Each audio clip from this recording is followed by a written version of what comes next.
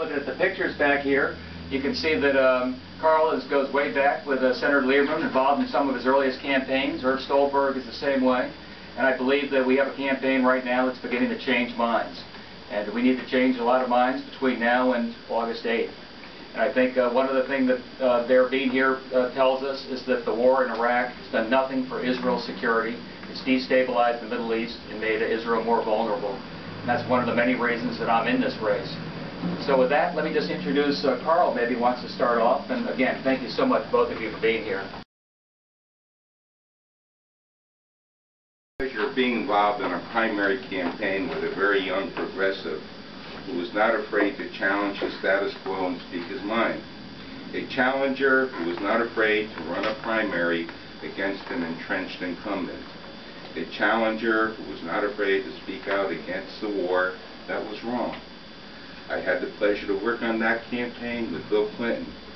The challenger used to be Joe Lieberman, but he has lost his way, and I am now supporting Ned Lamont, who has the courage to proudly speak out about democratic principles. Joe has lost touch with the people of Connecticut, the Democratic Party in Connecticut, and Democrats across the country. His threats to leave the party and run on his own is an insult to all of us.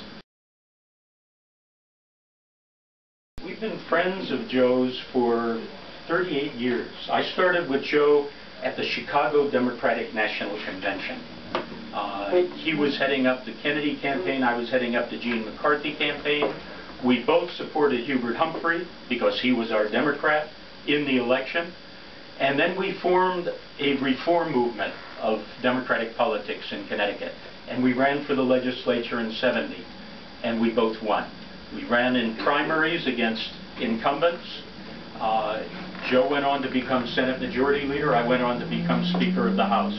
I've supported Joe in every election until this one. He is a good friend. It's very hard in politics to go against an old friend and a good friend.